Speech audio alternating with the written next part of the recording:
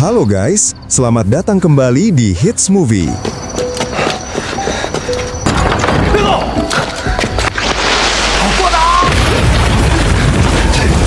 Pada kesempatan kali ini kita akan membawakan sebuah film seru terbaru tahun 2025, pastinya beradrenalin, yang mengisahkan tentang sekelompok perampok brutal yang ingin meninggalkan dunia kejahatan. Namun setelah bertahun-tahun menghilang, masa lalu kembali menghantui, serta mengungkap kebenaran dan pengkhianatan yang memaksa hidupnya kembali terjerumus ke jalan yang lebih brutal.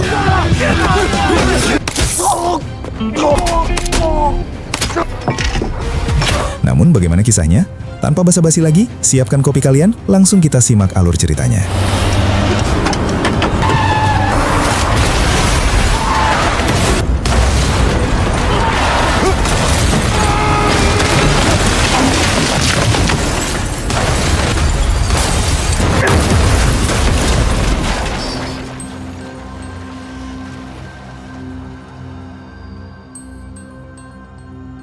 Berlatar di halaman depan bank ternama, cerita diawali dengan memperlihatkan sekelompok perampok yang akan merampok mobil pengangkut uang. Mereka ini tidak saling kenal satu sama lain alias random, namun mereka diberi arahan dari seseorang yang mengawasi dari kejauhan. Bahkan salah satunya yang bernama kita panggil saja Surya, ia pun tak sengaja ikut terlibat karena merupakan ahli dalam rakit senjata api. Sempat ingin kabur, Surya akhirnya terpaksa mengikuti keinginan mereka, terutama teman dekatnya dari kampung yang bernama Revil. Lalu saat mendapat sinyal untuk melakukan pergerakan, dia yang baru pertama kali berada dalam situasi seperti ini pun diberi tugas untuk mengambil uang dari dalam mobil pengangkut. Akan tetapi,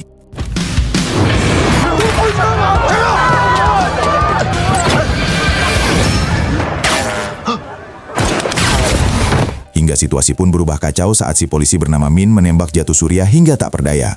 Revil yang tidak terima akan hal itu pun langsung mengeluarkan sebilah kapak, dan inilah yang ia lakukan.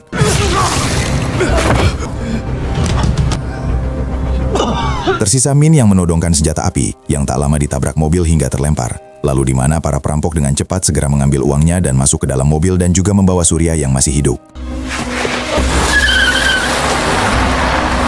Beruntung Surya ternyata selamat berkat kapan kayu yang disembunyikan di balik baju. Lalu tepat pada malam harinya, para perampok itu berkumpul di salah satu tempat untuk merayakan keberhasilan ini, bersama dengan seorang pria bernama kita panggil saja si Bos, yang sebelumnya hanya memberi arahan dari kejauhan.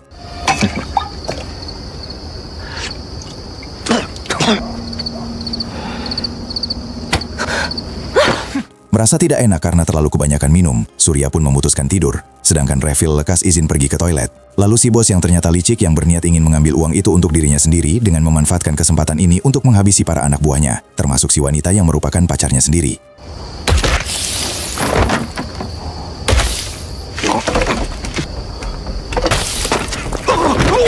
Lalu saat si bos mulai mendekat, Surya yang masih terjaga pun nyaris saja tertembak. Namun untung saat pistol si bos meledak, sehingga terjadilah pertarungan sengit di antara keduanya, dengan Surya yang ternyata tidak mahir bela diri. Melihat kejadian itu, Revil yang datang tepat waktu pun langsung menyerang si bos dari belakang. Akan tetapi,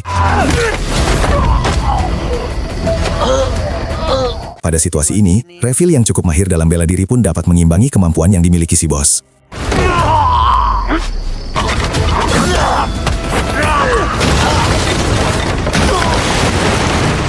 Karena Revil mulai kewalahan, Surya pun memutuskan turun tangan untuk membantu dengan memperbaiki pistol rakitan yang sebelumnya sempat meledak. Lalu,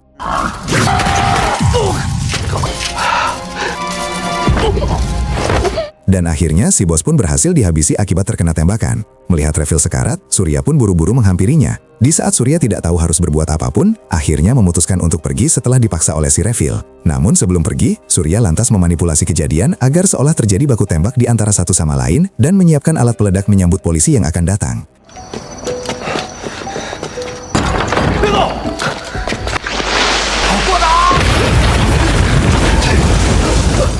Alhasil, pihak kepolisian yang berniat menggeledah tempat itu pun hanya menemukan jasad para perampok dengan Revil yang ternyata masih hidup. Lalu, saat ketua polisi yang bernama Raptor melakukan olah TKP, ia menemukan hal janggal, yang mana cara si perampok dalam memegang pistol. Karena jika orang itu tewas dalam aksi baku tembak, maka pergelangan tangannya akan jadi kaku dan sulit untuk dilepaskan. Sehingga dari sini, Raptor dapat menyimpulkan bahwa ada satu kelompok yang selamat dan memanipulasi kejadian di tempat tersebut.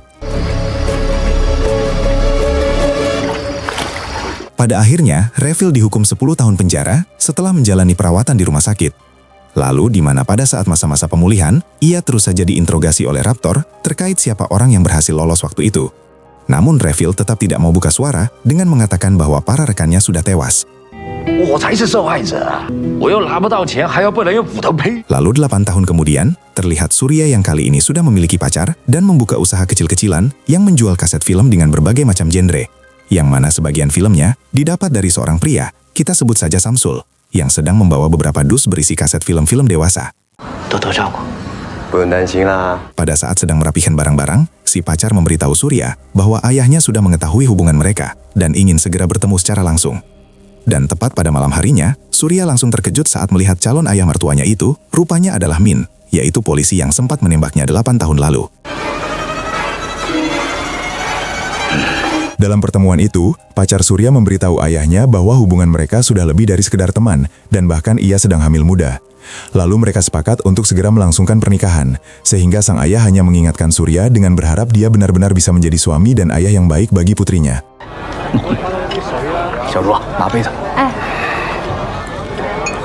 Sepulang dari pertemuan itu, Surya mengapati tokonya berantakan seperti ada seseorang yang memasukinya. Begitu memeriksa rekaman CCTV, ia terkejut saat melihat sosok Revil yang sudah bebas dari penjara. Dan untuk pertama kali sejak kejadian tersebut, Revil yang rupanya masih di toko itu pun lekas menghampiri Surya dan entah memiliki tujuan apa.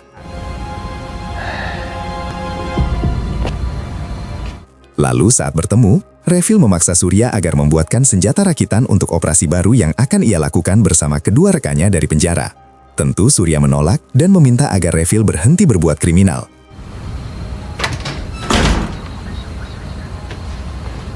Tak lama datang 2 polisi yang memberitahu bahwa toko milik Surya dilaporkan menjual kaset bajakan. Dan ketika sedang diinterogasi, Surya menjelaskan bahwa ia hanya menerima kaset itu dari Samsul dan tidak tahu akan keaslian kasetnya tersebut.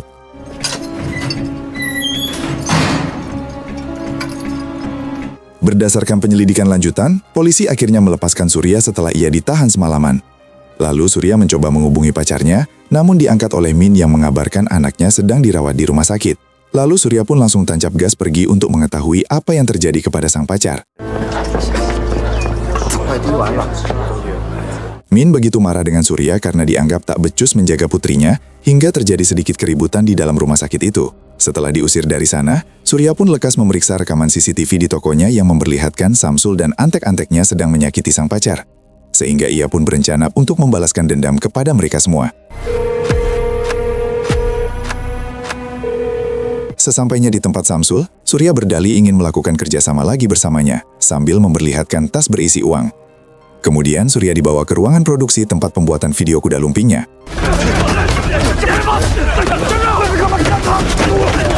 Dan ya, untuk membalaskan dendam sang pacar yang sedang dirawat, Surya tak segan-segan membakar tempat itu dan menghajar seluruh anak buah Samsul termasuk Samsul itu sendiri.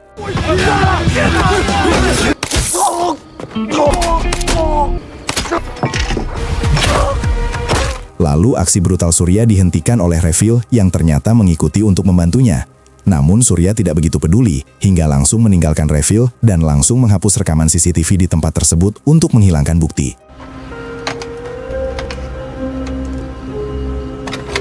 Dengan dibantu Revil dan rekannya, Surya pun berterima kasih setelah mereka berhasil menguburkan jasad Samsul dan seluruh anak buahnya. Ternyata niat Revil membantu Surya tidak lain, rupanya hanya agar Surya mau merakitkan senjata untuk misi perampokan Revil selanjutnya. Alhasil, Surya pun bersedia merakitkan senjata dan produk untuk Revil. Lalu mereka melakukan latihan menembak saat sedang ada perayaan Imlek untuk menyamarkan suaranya. Kemudian melakukan diskusi yang fokus membawa uang dan tidak boleh menghabisi petugas, dan Surya yang nantinya bertugas mengawasi mereka dari kejauhan.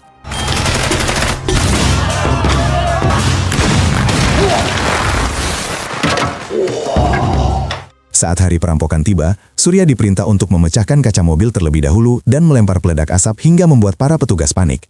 Akan tetapi,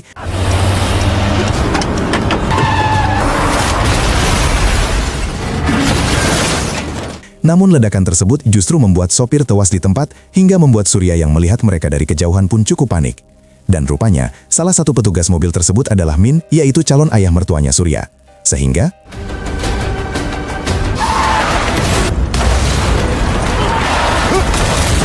Pada saat berhasil membawa uangnya, Revi langsung menyandera Mim yang masih hidup hingga tak henti-hentinya mereka melakukan perlawanan.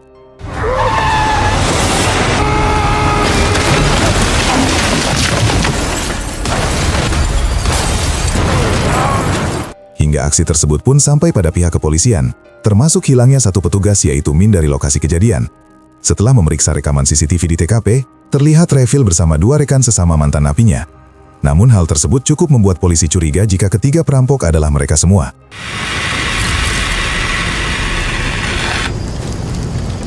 Hingga pada saat polisi datang ke markas mereka, Revil yang kaget pun menuduh Surya sebagai mata-mata yang membocorkan lokasi mereka. Dan untuk membuktikan jika dirinya tidak terlibat, Surya dipaksa menghabisi Sandra yaitu calon ayah mertuanya, atau Surya sendiri yang akan dihabisi oleh mereka.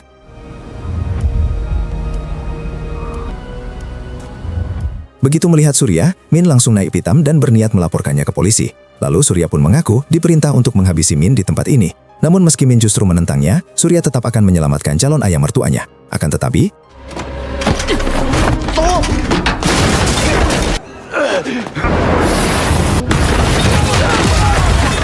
ternyata Surya diam-diam menyimpan peledak pada punggung Min hingga membuatnya tewas saat itu juga. Lalu para polisi yang sedari tadi sudah bersiap pun langsung melancarkan aksinya sebelum para perampok berhasil melarikan diri. Lalu terjadilah aksi tembak-menembak dari para polisi dan perampok yang membuat warga sipil begitu ketakutan. Sementara Surya sendiri memilih tidak ikut-ikutan dan lekas pergi ke rumah sakit untuk melihat bagaimana kondisi Min saat ini.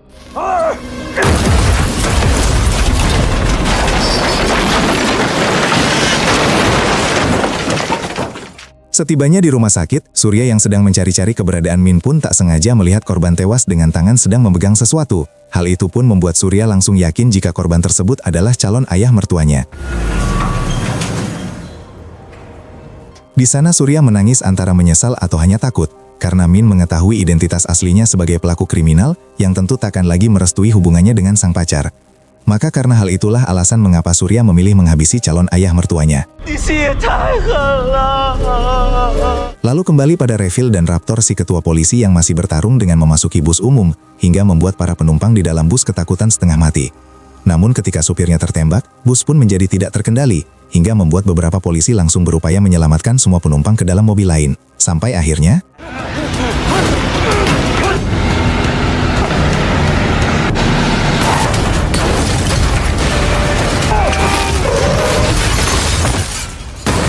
hingga pada akhirnya bus tersebut akhirnya mendarat dan Raptor pun berhasil selamat. Namun naasnya, Revil harus tewas hingga membuat Raptor begitu kesal karena ia belum mengetahui siapa perampok ke-6 yang 8 tahun lalu berhasil melarikan diri. Lalu di rumah sakit, Surya tak sengaja mendengar dua polisi membicarakan kematian Revil dan rekannya. Surya yang takut ketahuan pun buru-buru mencuci darah pada tangannya, yang mana darah tersebut berasal dari Min saat Surya membawa sebuah barang dari calon ayah mertuanya itu.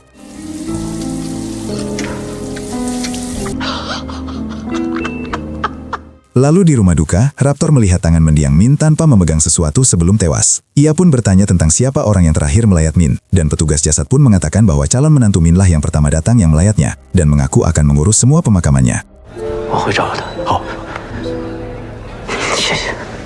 Setelah penyelidikan lebih lanjut, polisi akhirnya mengetahui bahwa Surya adalah calon menantu minyak yang ternyata masih satu desa dengan Revil dan pernah bekerja di sebuah petasan lokal.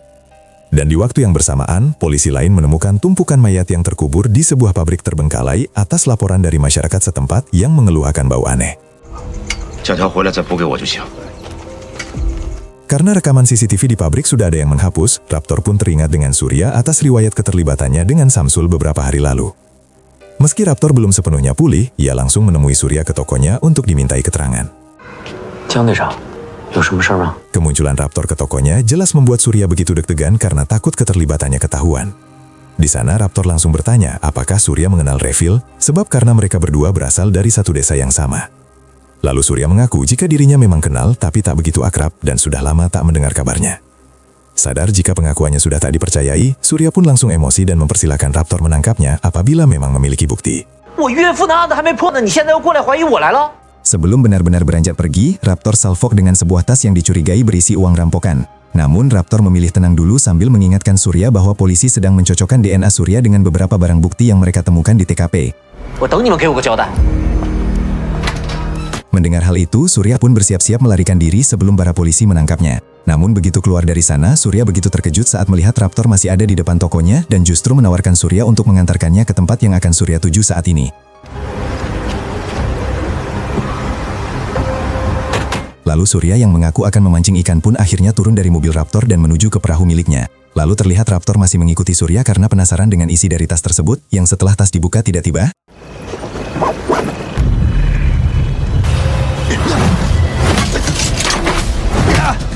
Ya, ternyata Surya langsung menyerang Raptor dari belakang hingga membuatnya tak berdaya. Namun di saat Surya akan membuangnya ke sungai, Surya malah mendapati Raptor yang sudah menghilang entah kemana. Sehingga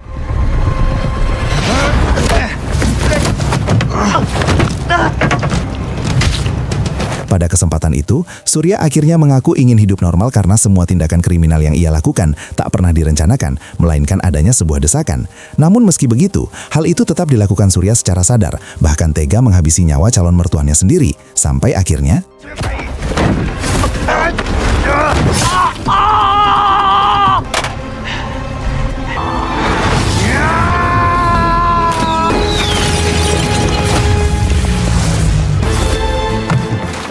alhasil, Surya yang tak begitu mahir dalam bela diri pun harus terjatuh ke dalam sungai. Namun Raptor tidak membiarkan Surya mati begitu saja, karena ia ingin Surya menjalani hukuman secara sah demi menebus semua kesalahannya. Beruntung Surya bisa diselamatkan, hingga bisa menjalani hukumannya di penjara. Namun karena tindak kriminal yang Surya lakukan kena pasal berlapis, ia pun akhirnya dieksekusi sebagaimana yang telah ditetapkan oleh hakim di pengadilan.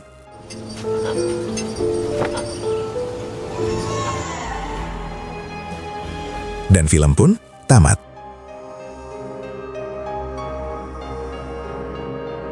Dari film ini kita belajar, terkadang kita ingin hidup normal, namun masa lalu selalu menagih harga dari setiap pilihan, bahkan mungkin tak akan pernah bisa dihilangkan.